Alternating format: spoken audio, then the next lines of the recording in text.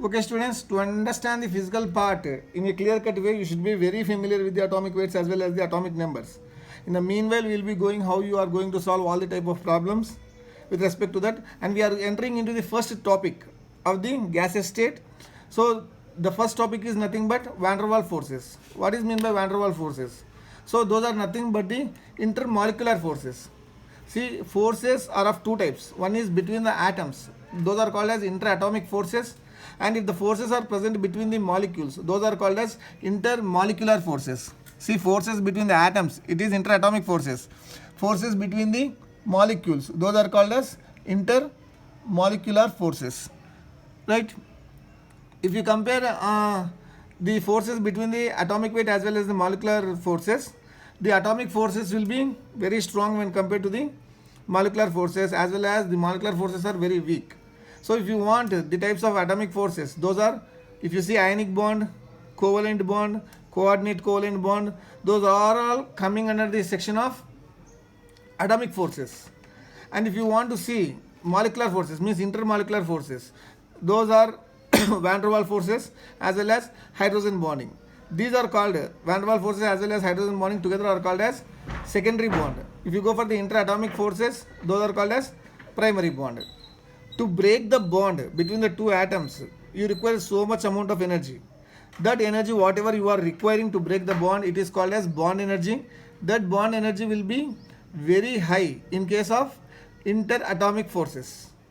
The bond energy will be very low in the case of van der Waals forces, right? And we are going to study with respect to these weak forces, okay, because our chapter starts with this. Regarding this, we will be learning in the chemical bonding again. So this van der Waals forces was first introduced by Mr. J.D. van der Waals. Again, it has been categorized into 5 types. Basically, these are all van der Waals forces only.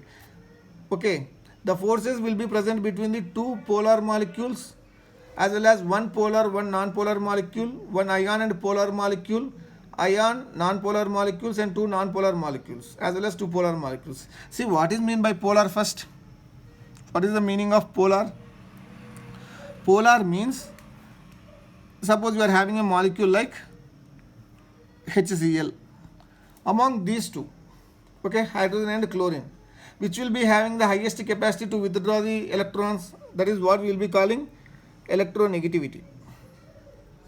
Electronegativity means the capacity to withdraw the bonded electrons. See here, hydrogen is forming one electron, chlorine is giving one electron, so that there is a bond between the hydrogen and chlorine. What happens now?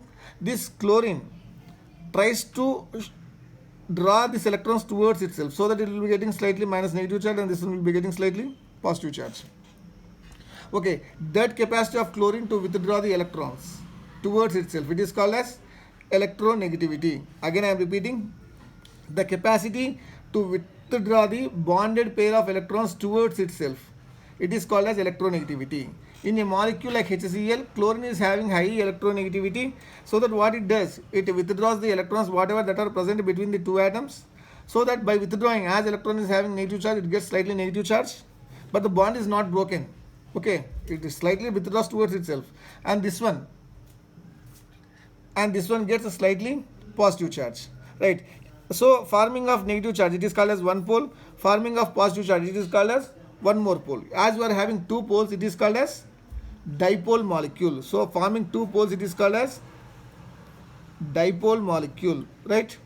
So if there is no pole at all, suppose like a molecule you take HH, if the electrons are present here, this hydrogen cannot withdraw these two electrons, as well as this hydrogen also cannot withdraw, because these two are having same capacity or same force of attraction on this. Okay, so that the electron will not move towards this hydrogen or towards this hydrogen. They will be in the place whatever they are present. So this type of molecules are called as non-polar molecules, because you are having no poles, right? In this molecule you will not get any poles, so this is called as non-polar. So there may be the van der Waals force between two non-polar molecules, okay, like H2 H2, Cl2 Cl2, Br2 Br2. There may be between the two polar molecules, like this you are having dipole, right? It may be between one polar and one dipole as well as one non-dipole molecule. So polar as well as non-polar. If two poles are forming, that is called as polar molecule. If poles are not forming, it is called as non-polar molecule. or the van der Waals forces present may be present between one ion as well as the polar molecule.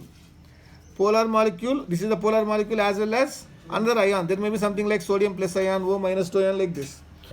Ion as well as the dipolar molecule, or between ion as well as the non-polar molecule. This is the non-polar molecule. Again, something like there may be presence of chlorine.